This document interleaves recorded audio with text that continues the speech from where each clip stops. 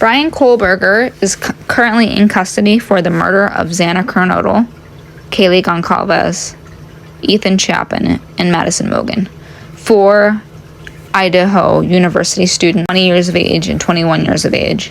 He killed them in the middle of the night around 4 a.m. It does appear that the murders took approximately somewhere between 16 and 19 minutes. There was a DoorDash individual that dropped off food at about 4 a.m. So he probably entered the home around 4:01 to 4:05 approximately and left the house by 4:25 a.m. Was probably in there for about 19 minutes, including the walk.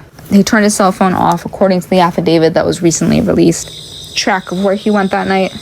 This shows you pretty much everywhere he went. From 2:47 a.m.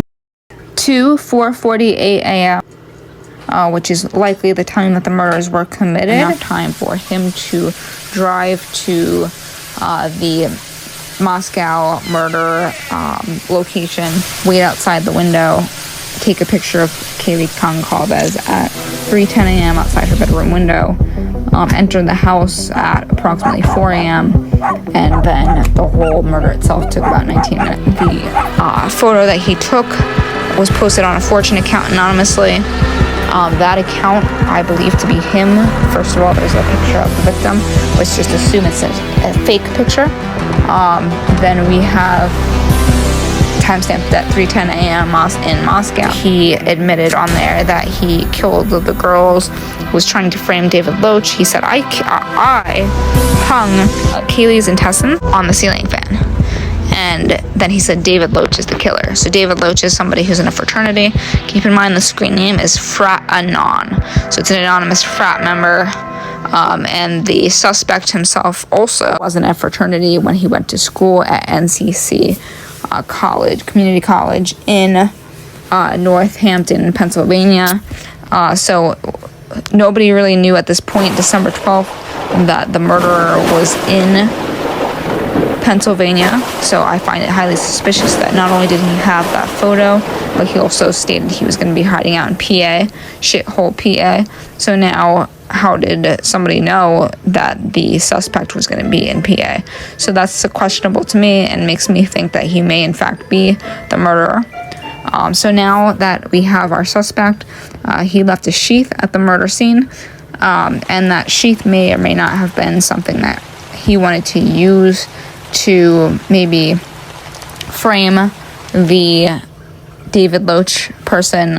There was a sheath left, which is, he's a criminal justice major. I find it highly suspicious that he would do something like that. Slipped out. It could have been in the moment. He could have forgotten because he was so entrenched by the fact that he just murdered. Whatever the case is, that leads me to the next point. He left a sheath containing a knife, a K-bar knife. That means that there's a missing K-bar, and we need to find that K-bar. If we can find that K-bar, it has his DNA evidence, or at least some sort of link back to him, maybe from the fact that he's just in the area, is enough. Police have yet, or FBI has tracked that IP address and has connected it with him, and then it turns out that the murder weapon is, in fact, at the place that the 4chan account reported it to be.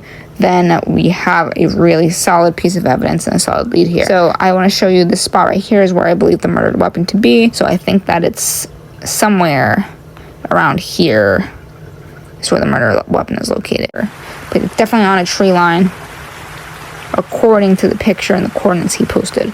So if it's correct, it's somewhere in this vicinity, somewhere in this terrainy green area with the trees is where he most likely hid the murder weapon. The Pullman all the way back to Moscow. There's Genesee, Blaine Johnson, all those places, Clark and Lewiston that he went to that day.